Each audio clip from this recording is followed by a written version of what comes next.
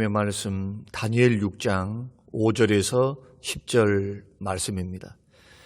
그들이 이르되 이 다니엘은 그 하나님의 율법에서 근거를 찾지 못하면 그를 고발할 수 없으리라 하고, 이에 총리들과 고관들이 모여 왕에게 나아가서 그에게 말하되, 다리오 왕이여 만수무강하옵소서. 나라의 모든 총리와 지사와 총독과 법관과 관원이 의논하고 왕에게 한 법률을 세우며 한 금령을 정하실 것을 간구하나이다. 왕이여, 그것은 곧 이제부터 30일 동안에 누구든지 왕 외에 어떤 신에게나 사람에게 무엇을 구하면 사자굴에 던져 넣기로 한 것이니이다. 그런즉 왕이 원하건대 금령을 세우시고 그 조서에 왕의 도장을 찍어 메대와 바사에 고치지 아니하는 규례를 따라 그것을 다시 고치지 못하게 하옵소서 하매, 이에 다리오 왕이 조서에 왕의 도장을 찍어 금령을 내니라. 다니엘이 조서에 왕의 도장이 찍힌 것을 알고도 자기 집에 돌아가서는 윗방에 올라가 예루살렘으로 향한 창문을 열고 전에 하던 대로 하루 3번씩 무릎을 꿇고 기도하며 그 하나님께 감사하였더라. 고마우신 하나님 아버지, 이 주일 아침에 하나님의 음성을 듣습니다. 주시는 귀한 말씀이 우리 심령 속에 충만하게 하시고 추수감사로 드려지는 우리의 정성과 우리의 믿음을 받으시며 늘 은혜 베푸신 하나님께 감사하는 신앙생활이 되게 하옵소서. 특별히 성령님께서 우리의 마음의 문을 열어주시고 성령님께서 빛을 비춰주셔서 하나님 말씀 바로 깨달을 수 있는 은혜 베풀어 주시기를 예수님 이름으로 기도합니다. 아멘. 동물과 이 사람의 생활 양식이나 본능에 있어서는 같은 점들이 굉장히 많습니다.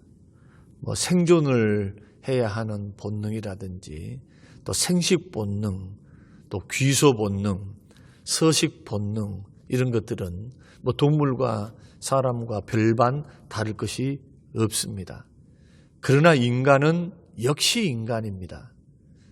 동물과 인간이 다른 특징, 많은 특징이 있지만 그 대표적인 특징 가운데 2가지를 말씀을 드린다면, 첫째는 사람에게는 웃음이 있다는 것이 특징입니다. 또 웃음은 상대방의 마음의 문을 열게 하고 상대방으로 하여금 무장해제하도록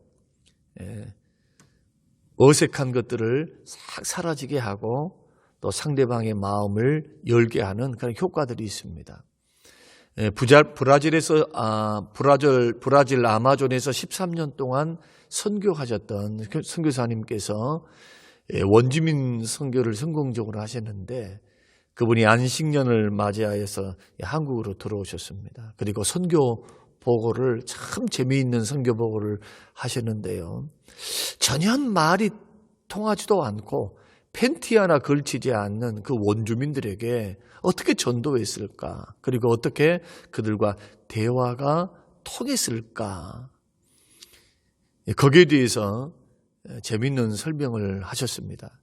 그 선교사님의 말씀에 의하면은 전혀 말이 통하지 않는, 그리고 홀라당 벗고 다니는 그런 원주민을 딱 만났을 때 저쪽에서 입가에 씩 하고 웃음을 띄우면 그때는 마음속에 이런 생각을 한다고 합니다. 아이쿠, 이제 살았구나.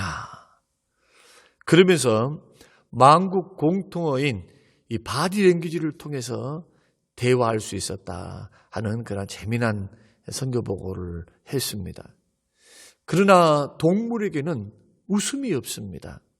사람이 보고 웃는 것이 인간의 고귀한 특징, 상대방의 마음에 평안함을 주고 마음의 문을 열게 하는, 이것은 동물에게서 나타나지 않는 사람에게만 있는 특징이다 할 수가 있고, 2번째 특징은 받은 은혜에 대해서 막 보답하려고 한다는 것, 감사할 줄 안다는 것, 이것이 다른 특징입니다. 여러분, 애완견을 제외한 야생 동물들이 은혜에 보답했다라는 말을 여러분 들어본 적이 있습니까? 그래서 우리 선조들은 자식들에게 부지런히 가르쳤습니다. 은혜에는 꼭 보답하고 감사해라 하고, 또 배운 망득한 사람을 가리켜서 짐승만도 못하다라고 그런 격언을 남길 정도로 우리 선조들은 예를 중시했고, 또 받은 은혜에 대해서 감사하는 것을 최고의 미덕으로 여겼습니다.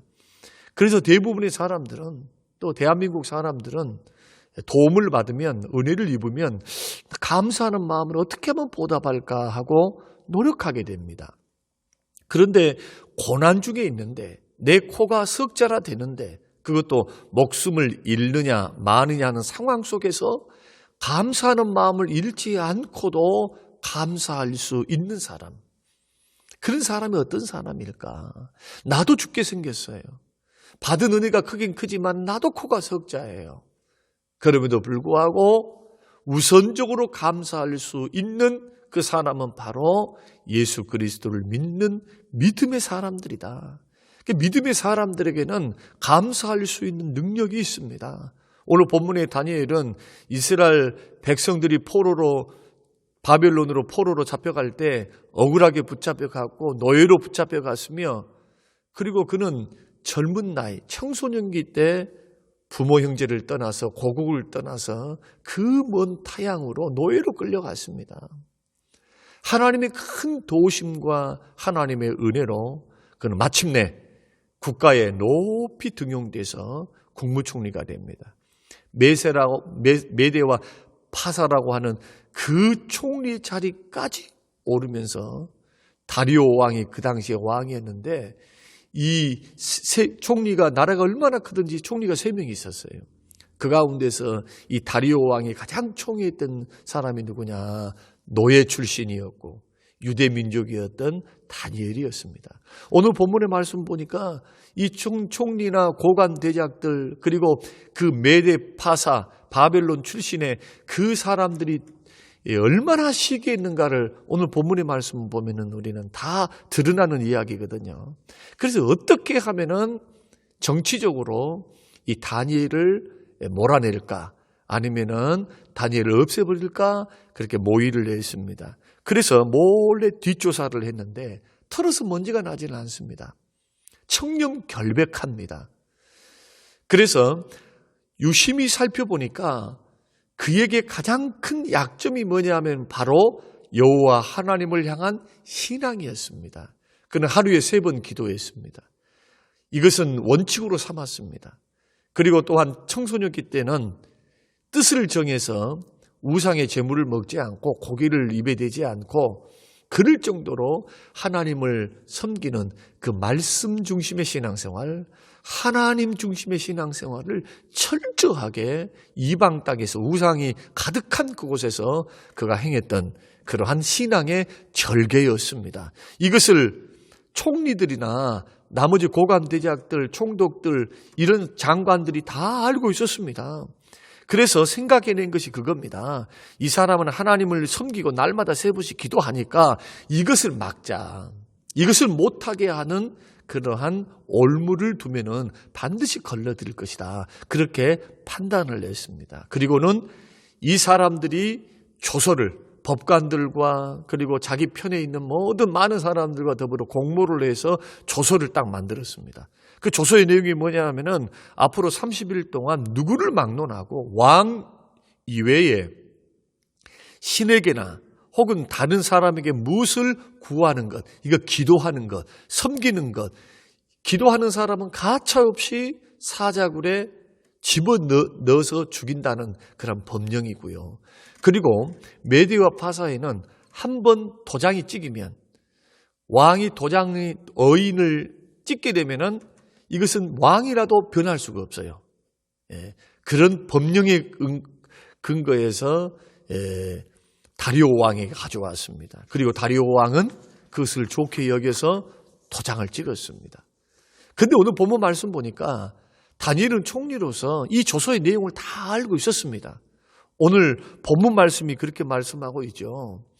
여전히 이 찍힌 것을 알면서도 여전히 전과 같이 그는 하나님 앞에 무릎을 꿇고 목숨을 걸고 오늘 본문에 말씀한 대로 기도했는데 기도하였더라 그러면서 그의 하나님께 감사하였더라 이렇게 말씀하고 있거든요.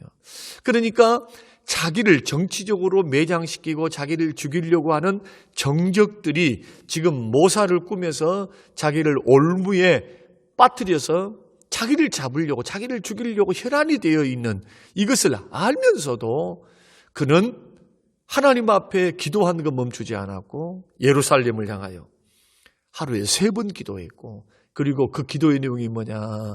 하나님 앞에 감사했다는 겁니다. 이 감사, 죽음의 위기 속에도 그의 신앙의 절개를 그리고 기도를 멈출 수 없었던 그 다니엘, 하나님 앞에 뜻을 정했던 다니엘, 그 다니엘의 감사는 어떤 종류의 감사였는가?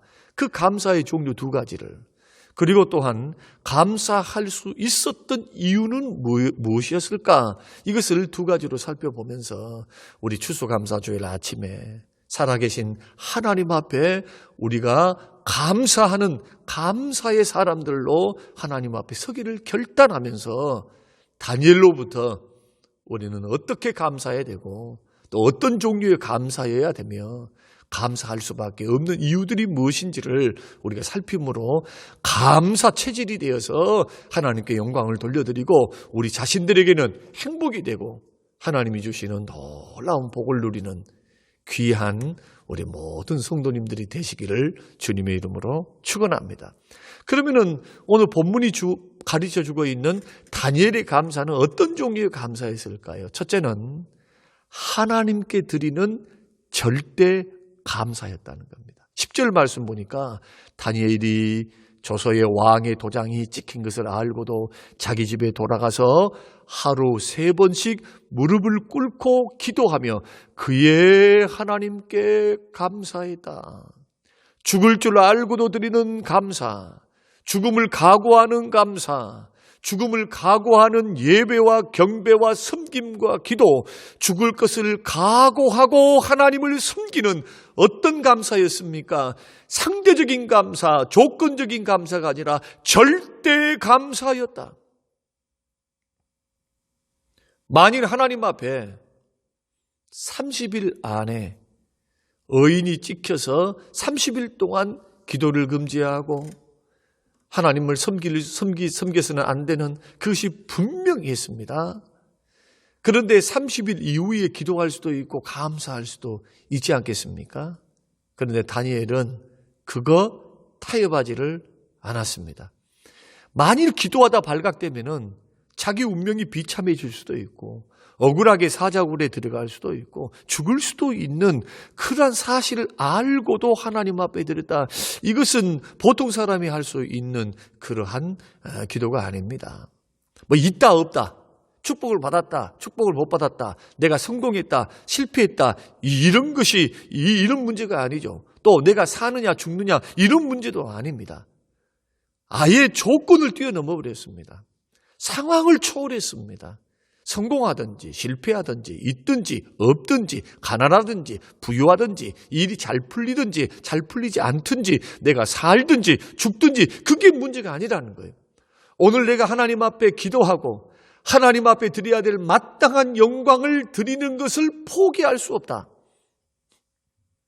조건과 상황을 뛰어넘는 절대 감사로 철저히 무장하고 있고 뜻을 정했던 우리 다니엘의 이러한 신앙의 모습을 보게 됩니다. 그러면 어떻게 이런 감사, 절대 감사가 가능했을까요? 그것은 다니엘 1장부터 5장의 말씀, 오늘 본문 전까지에 있는 5장의 말씀을 우리가 쭉 살펴보면은 1장, 2장, 3장, 4장, 5장에 거쳐오면서 얼마나 다니엘을 하나님께서 은혜를 베푸시고 그의 편이 되어 주셨고 그에게 꿈을 꿀 수 있는 능력을 주셨고 총리가 되도록 하나님 만드셨습니까? 뜻을 정하여 우상의 제물 먹지 않겠다 했을 때 채소만 먹겠다 할 때 하나님께서 환관장에게 은혜를 있게 해요. 은혜를 베풀어요. 다니엘을 잘 볼 수 있도록, 그 뜻대로 할 수 있도록 이런 하나님의 발자취, 하나님의 체험, 은혜 베푸심 체험, 살아계신 체험, 나를 도우시고 과거에 베풀어 주셨던 그 은혜가 분명하고 그분이 나를 붙들고 계신다라고 하는 믿음과 그 은혜의 체험 때문에 그는 어떤 상황 속에서도 하나님을 포기할 수 없었고 기도를 포기할 수 없었고 하나님께 오늘 내가 드려야 될 마땅한 기도와 감사와 그 영광을 포기할 수가 없었다. 이것은 흡사 욥의 고백과 일맥상통하기도 합니다. 주신 분이 여호와시고 가져가신 분도 여호와시오니 여호와의 이름이 영광을 받으십시오. 10명의 자녀가 죽고 하루아침에 재산 다 도둑맞고 그리고 온몸에 욕창이 나고 아내는 도망가고 여러분 이런 비참한 상황 속에서도 하나님이 그동안에 주셨던 이 모든 은혜 나는 빈몸으로 나왔다. 나에게 있는 모든 것은 다 하나님이 주셨다. 하나님의 절대 주권, 그 절대 주권을 인정하는 자가 하는 감사, 마땅히 하나님이 할 것에 대해서 원망불평하지 않고 주셔도 감사, 가져가셔도 감사, 그 당연한 거다, 당연한 거. 사랑하는 성도 여러분, 우리가 상대적 감사, 어떤 조건에 의한 감사를 드리게 되면은 나에게 필요한 조건이 사라지면은 상대적으로 어떤 일들이 일어나느냐 불평 원망하게 됩니다. 심지어는 하나님께 대해서도 원망하게 돼요. 여러분 사람을 보고 감사하는 사람은 또 다시 사람을 보고 원망할 수가 있어요. 사업이 잘 될 때 감사하는 사람은 사업이 안 될 때도 원망할 수 있는 가능성이 있다는 겁니다. 여러분 우리 주위를 보면은 믿는 사람들로서 도저히 이해되지 못한 일들이 얼마나 많습니까? 주변에 많이 일어난 것을 보게 됩니다. 불의한 사람이 잘 되고 악한 사람이 잘 살고 참 못된 짓, 가장 못된 짓을 다 하면서도 출세하고 오래 사는 사람들 보면은 도대체 이해가 안 돼요. 공의로우신 하나님, 살아계신 하나님이 계시다면 어떻게 이런 일들이 가능하겠는가? 저들이 벼락을 맞든지 심판과 형벌을 받아야죠. 그래서 구약 성경에 보면은 악인의 형통을 부러워하지 말라.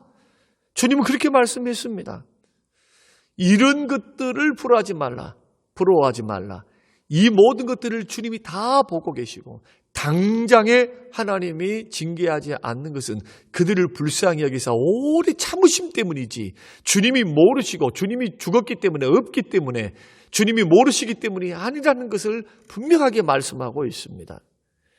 그러므로 상대적인 감사라는 것은 조건이 좋았을 때는 감사할 수 있지만 조건이 사라질 때는 하나님께 원망하고 사람을 원망하고 부모를 원망할 수 있기 때문에 오늘 우리들이 매 상황 범사에 감사할 수 있기 위해서는 절대 감사에 도달하는 그 신앙생활을 해야 된다는 거예요. 그럼 절대 감사에 도달할 수 있는 그런 신앙은 어떤 신앙이냐 하면은 하나님을 믿는 신앙, 주님을 믿는 신앙.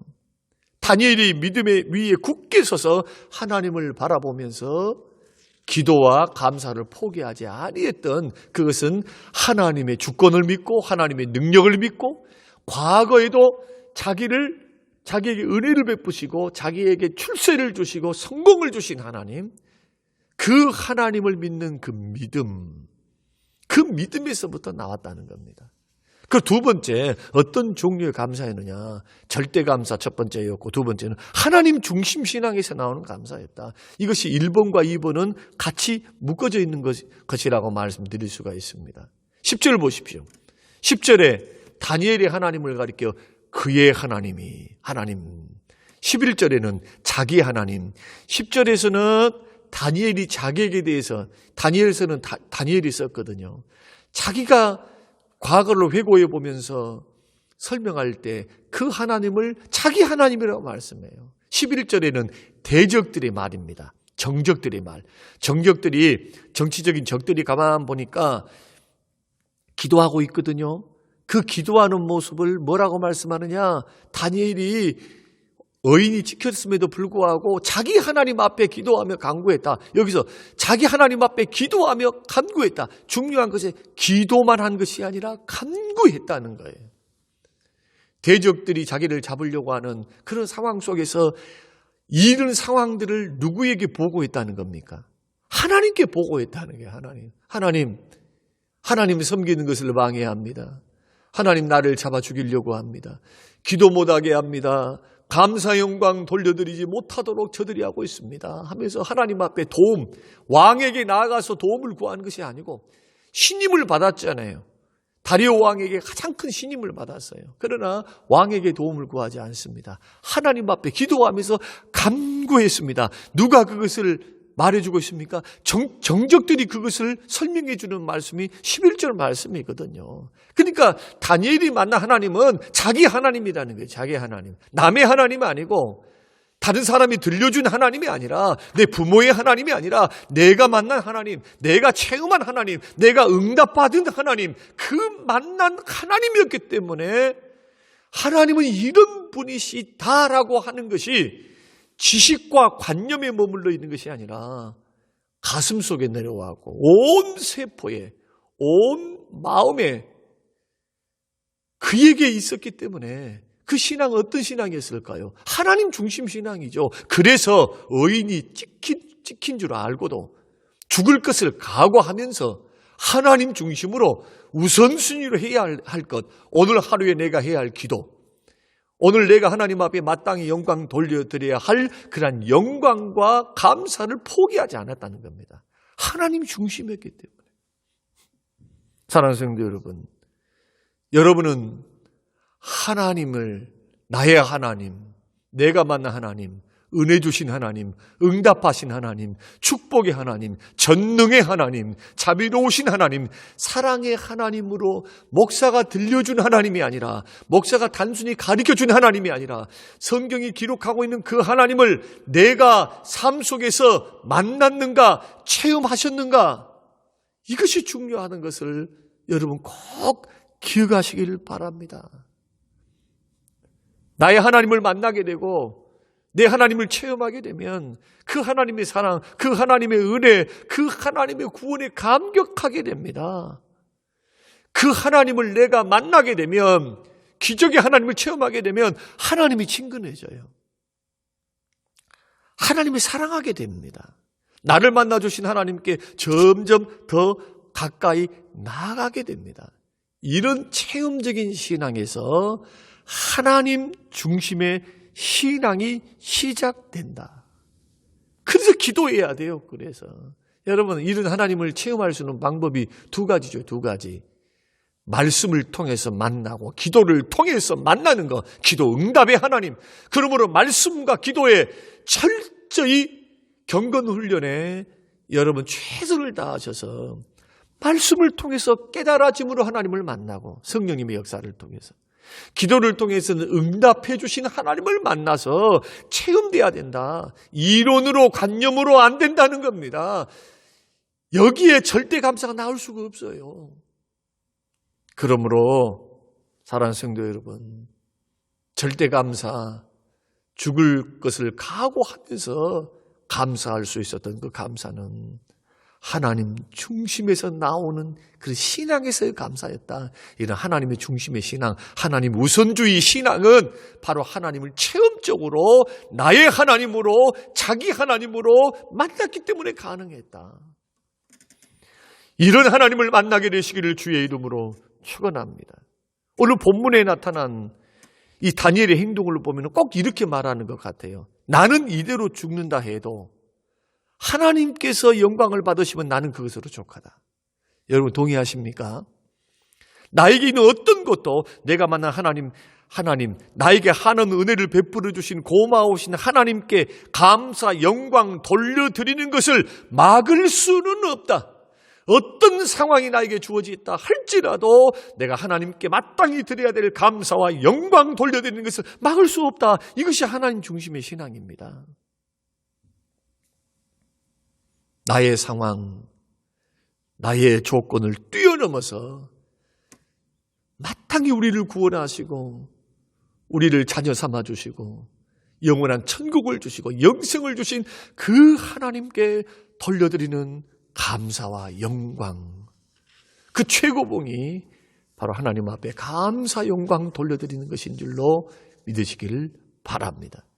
이런 신앙은 다니엘의 세 친구도 같은 맥락에서 그 다니엘의 세 친구의 고백을 보면은 맥을 같이 하고 있습니다. 우상 숭배를 거부합니다. 느부갓네살 왕 때의 이야기입니다. 풀무불 속에 들어가 화형을 당해야 하는 순간 속에서도 왕이 다시 한번 기회를 줍니다. 내가 세운 이 금신상에 절을 하면은 내가 너의 목숨을 살려주겠다. 그런데 이 친구들이 하는 말씀을 보십시오. 우리들이 풀무 속에 들어가면 내가 섬기는 하나님께서 우리를 구원해 주실 것입니다. 그러나 우리를 목숨을 구원해 주시지 아니하실지라도 우리는 우상을 섬길 수 없습니다. 끝까지 하나님의 중심으로 살다가 우리는 죽겠습니다. 우리는 우상 섬길 수 없어요. 왕이시여. 그때 사드락과 메삭과 아벳느고는 장관들이었습니다. 느부갓네살 치하의 장관들이었어요. 다니엘은 신앙을 포기하고 죄와 타협하며 출세하며 살기보다 주님을 섬기다가 사자굴 속에 죽어가는 것을 영광으로 여겼고, 다니엘의 세 친구는 우상 숭배를 거부하고 풀무불 속에 죽는 것을 영광으로 생각했던 이 두 부류의 두 사람의 이란 친구들의 신앙의 그러한 중심이 뭐냐 하면 바로 하나님 중심이라는 겁니다. 하나님 우선주의, 하나님 중심 신앙에서 나오는 감사였다. 그러므로 다니엘의 감사는 어떤 종류의 감사입니까? 절대 감사입니다. 조건적이고 상대적인 감사가 아니고, 두 번째로 하나님 중심의 감사. 그런데 어떻게 이런 감사를 할 수 있었을까? 그것을 오늘 본문에서 우리는 힌트를 얻을 수가 있는데, 첫째는 10절 말씀을 한번 보겠습니다. 다니엘이 조서에 왕의 도장이 찍힌 것을 알고도 자기 집에 돌아가서는 윗방에 올라가 예루살렘으로 향한 창문을 열고 전에 하던 대로, 여기서 중요한 말씀이 전에 하던 대로입니다. 그러니까 범사의 절대 감사, 하나님 중심의 신앙은 하루아침에 저절로 되는 것이 아니고 꾸준한 성실한 경건 훈련의 결과였다는 것을 우리가 알 수 있습니다. 전에 하던 대로 한 거예요. 그냥 평상시에 했던 것입니다. 공무가 바쁘고 그 전에 일이 바쁘고 왕의 명령이 있고 여러 가지 환경이 바쁘면 바쁠수록 또 힘들면 힘들수록 시간을 앞당겨서 반드시 할 분량을 채워서 기도할 거 기도하고 감사할 거 감사하고 나머지 일들을 했다는 겁니다. 이것이 몸에 익어져 있습니다. 체질화되었습니다. 이걸 가리켜서 경건의 훈련이라고 말씀합니다. 경건의 연습이라고 말씀합니다. 전에 하던 대로 했습니다. 그러니까 전에 하던 대로 위기가 닥쳐와도 이거 포기할 수 없었던 겁니다. 왜냐하면 1장부터 6장에 이르기까지 그가 출세할 수 있었고 그가 위기를 극복할 수 있었고 포로에서 최고 통치자의 자리에 이르를 수 있었던 그 원인이 무엇입니까? 하나님입니다. 하나님. 그래서 기도를 통해서 하나님 음성을 듣고 기도를 통해서 신비한 그 꿈의 비밀을 알게 되고 기도를 통해서 하나님께로부터 능력을 받고 또 하나님께 감사로 영광을 돌려드리는 일들을 통해서 철저하게 예배하고 기도하고 감사하고 하나님께 영광 돌려드리는 것이 몸에 배어있는 습관이었다는 겁니다.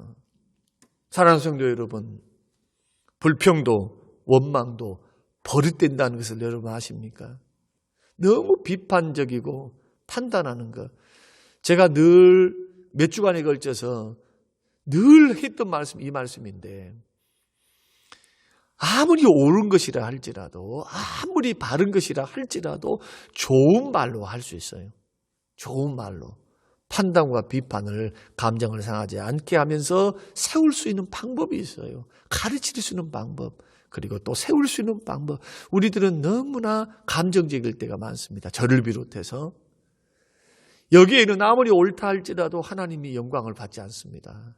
화를 내는 것이 하나님의 의를 이룰 수가 없어요. 마음에 미워하는 마음, 내 마음에 교만하게 하나님 자리에 서서 함부로 판단하는 것, 여러분 그것은 주님이 하실 일이지 우리가 할 일이 아니거든요. 그런데 우리는 너무 버릇되어 있습니다. 부정적인 것에 너무 길들여져 있어요.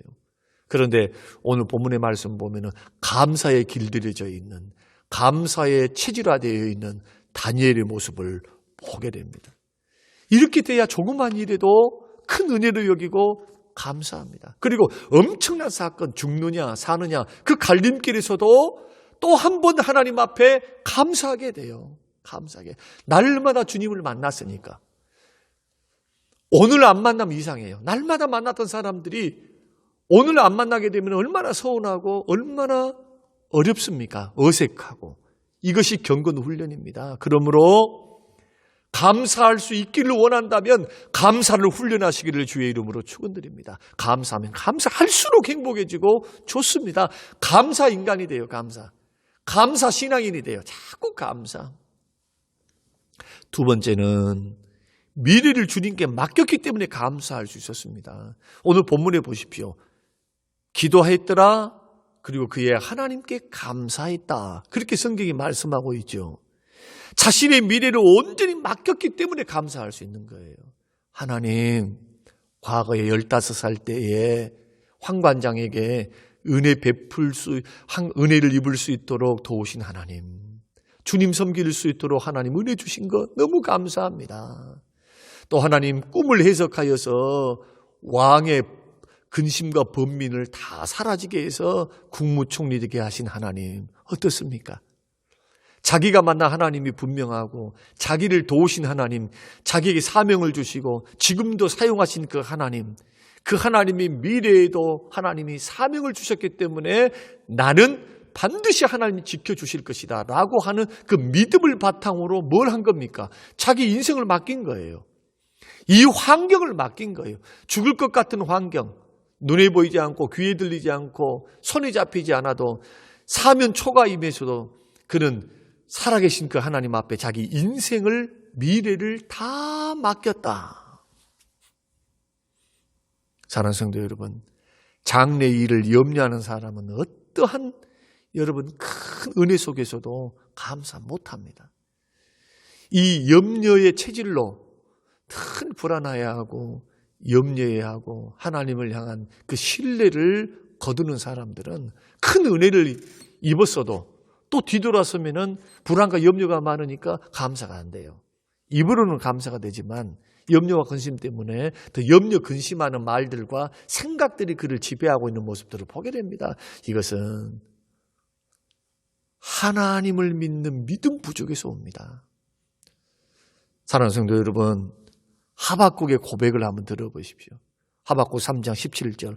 비록 무화과 나무가 무성치 못하며 포도나무에 열매가 없으며 감람나무에 소출이 없으며 밭에 식물이 없으며 우리의 양이 없으며 외양간에 소가 없을지라도 나는 여호와를 인하여 즐거워하며 나는 구원의 하나님을 인하여 기뻐하리로다. 할렐루야. 주님의 능력을 믿고 그 문제를 맡길 줄 알면 마음에 감사의 여유가 생겨요. 감사의 여유가. 저는 오늘 우리 자신들이 은혜 베풀어 주신 하나님께 어떻게 감사드리고 있는가를 한번 곰곰이 우리 자신들을 살펴봤으면 좋겠습니다. 고난과 손해와 어려움이 예견되어 있는 상황 속에도 여러분 감사드릴 수 있습니까? 모든 상황 속에서 하나님께 감사와 영광을 돌려드리는 것이 나의 인생에 있어서 가장 큰 목적, 변하지 않은 목표로 삼고 그 목적에 이끌려 우리 하루하루 여러분 살고 있는지요? 감사를 훈련해야 합니다. 자녀에게 가르쳐야 합니다.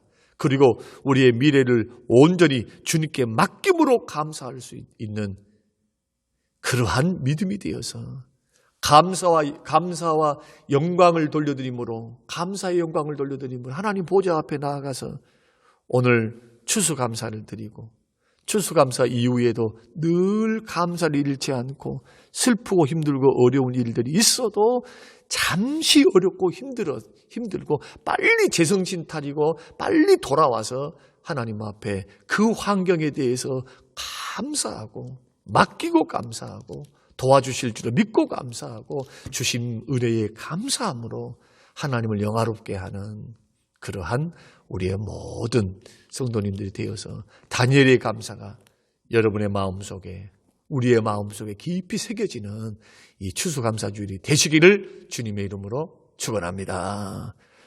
아버지 하나님 감사합니다. 죽을 것을 알고도 위경에 있는 줄을 알고도 자기 하나님, 자기가 만난 하나님, 은혜 베풀어 주신 그 하나님께 감사 영광을 돌려드렸던 다니엘의 그 믿음이 어떤 종류의 믿음이었고 감사였고 또 어떻게 해서 그 상황 속에서 감사할 수 있었는가. 주여 범사에 감사하라고 말씀하셨던 주의 명령을 따라서 감사에 갈 때 이러한 다니엘에게 주었던 4가지 이 말씀이 우리에게 큰 교훈이 되어서 범사에 감사해서 하나님을 영화롭게 하게 하시고 우리 자신도 주님이 주시는 행복과 복을 누리며 살도록 하나님 은혜 베풀어 주옵소서. 감사드리며 예수님 이름으로 기도합니다. 아멘.